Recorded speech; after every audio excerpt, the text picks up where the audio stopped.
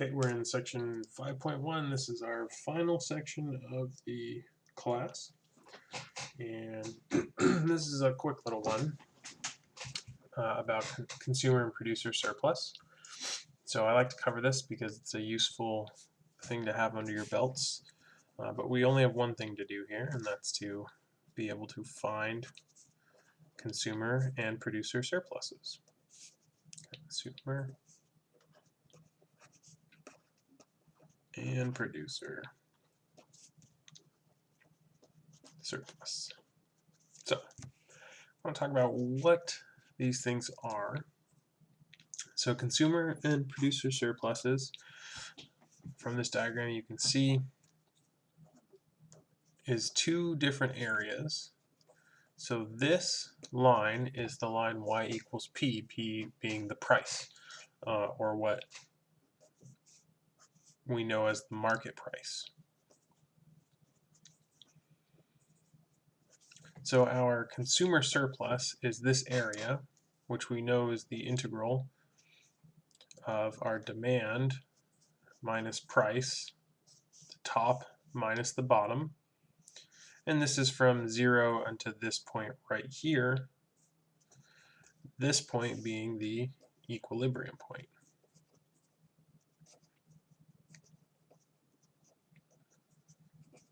Equilibrium point, which I'll just call E. And so you can think of the consumer surplus as kind of the excess that consumers get, and the producer surplus looks very similar. It's still the integral from 0 to E, from nothing up to the equilibrium point, but now it's that price P minus the supply curve S of X. Both of these should have dx's here. And you can think of the producer surplus as kind of the excess that they have. So we're going to go into each of these a little bit more detail here. So I have this example that I've written out. So imagine you're really hungry and you really want some pizza, and you're willing to pay 12 bucks for your pizza. You think that's a fair price. But when you get to the pizza place, your large pizza only costs $8. Well, in essence, you've essentially saved yourself $4 because you were willing to pay 12. So that idea of what you are willing to pay versus what you actually pay is what consumer surplus is. And what this area represents is if you took all the different pizza places and pizzas sold in a given period of time, and you took all the dollars that were actually spent on pizza, and then you subtracted that from the dollars that the people were actually willing to pay for that pizza, that's what consumer surplus is. So that's kind of the generic version, the non-math version. The mathematical definition here is let P equal D of X, being the demand for a product, the consumer surplus for Q units of the product at a price per unit P. So P is the price per unit and Q is the surplus, or Q is the quantity. This is the integral from 0 to Q, that whatever that quantity is, of dx, or the demand, so it's the area under the demand curve, minus Q times P. Now this is a little different from what I wrote up here, the idea being that we know that this is essentially the area under the consumer surplus curve minus this rectangular area here. Well, this rectangular area, if this is the quantity is Q here, this is Q times P, because our price is P and our Q is our quantity. So that's where we get the QP, because it's the area of a rectangle, and we can calculate the area of a rectangle.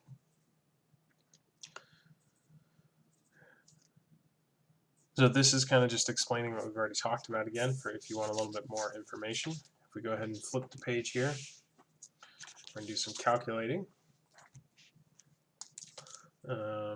This is an old example, so Don't bother with that one. I don't know why it's there.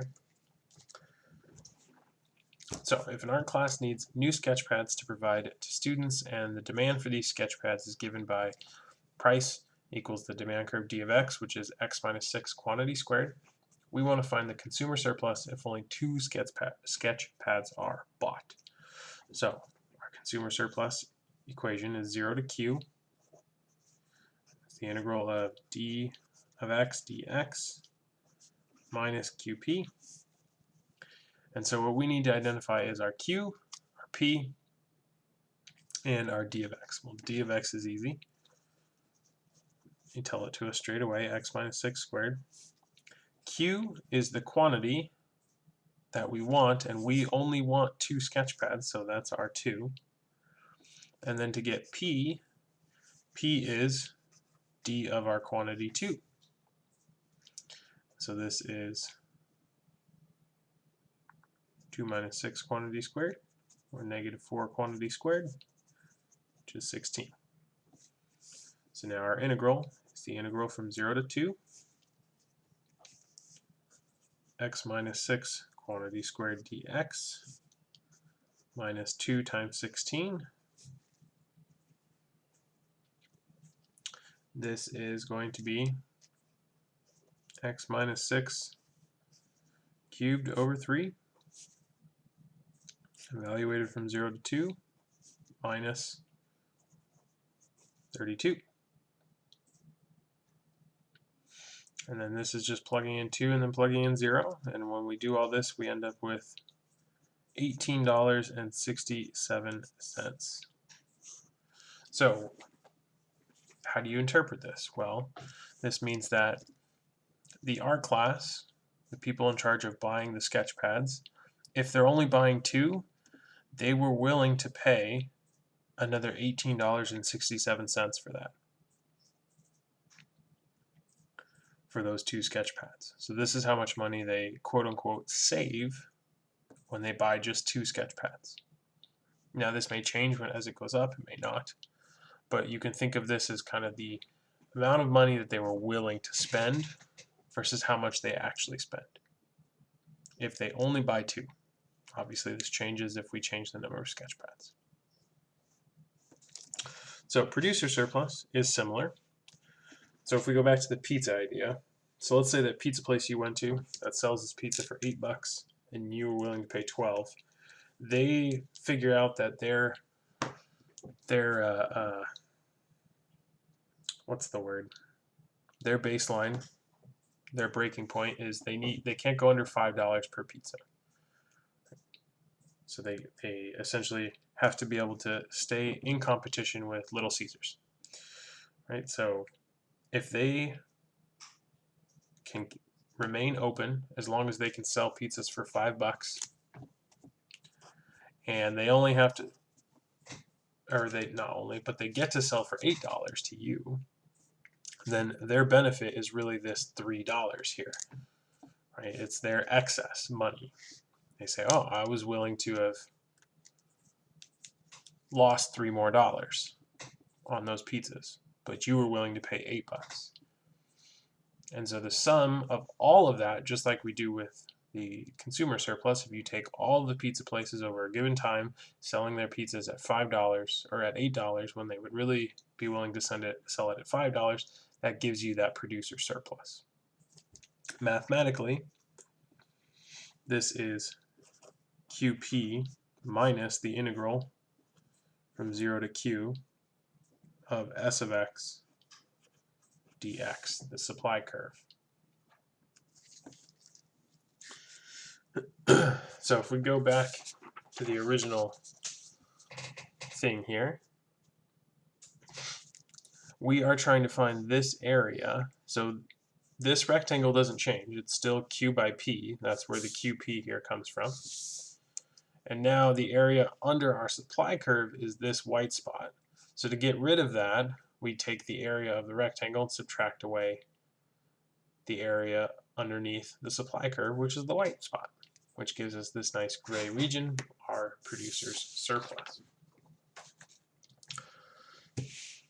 So it's very similar, very easy to confuse the two. Just know that producers always start with market value minus what they were willing to do, whereas consumers start with what they're willing to do minus the market value. So let's take a look at this next example here for the supply function 0.09x squared dollars and demand level of 200. Find the producer surplus. So our surplus formula, QP minus the integral from 0 to Q, S of x dx. Again, we just need to identify we have the S of x, so we need the Q. S of x given to us as 0.9 or 0.09 x squared. Q is quantity, so x, this is our Q, is 200. And again, P, just like we did before, is S of 200, which is 0.09 times 200 squared, which gives us 3,600. So then our integral becomes 200 times 3,600 minus the integral from 0 to 200 of 0.09 x squared dx.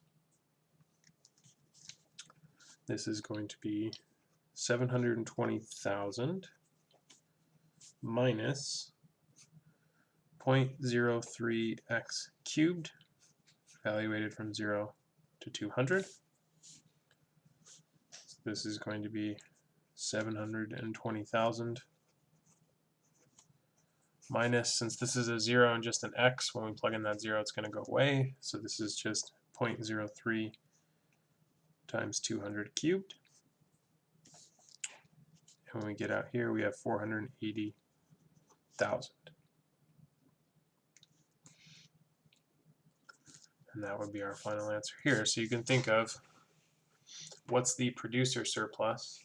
This is the amount of money that they would have been willing to spend more, or not spend, but this is the amount of money that they would have been willing to give up at 200 units. Now, whatever this is, that's a lot of units, and it makes sense if you think about producers versus consumer. As a consumer, you think in the small scale, you need 1 or 2 items. You're never going to go out and buy 200 things of, whatever thing you're buying, let's say, in this environment. You're never going to buy 200 boxes of cereal on average, the average person. And you may be thinking, oh, I would buy 200 boxes of cereal. But in general, you wouldn't. Whereas the producer of those cereal boxes would definitely consider things this big, because they're not going to produce 1 or 2 boxes. They're going to produce in the hundreds, thousands, if not 100,000s of units. So it makes sense that these numbers here should be larger, because producers are always thinking larger scale than consumers. Now, that's not always the case. I'm sure you can think of some examples where that's different, but this is on average what will happen. Your producer surplus will be very large, your consumer surplus will be relatively small, because it's all about the level of units that each individual thing would be working with. All right, so that's the end of that section. Just a quick little application that I find interesting and worth seeing in this class. And that's the last section of our class.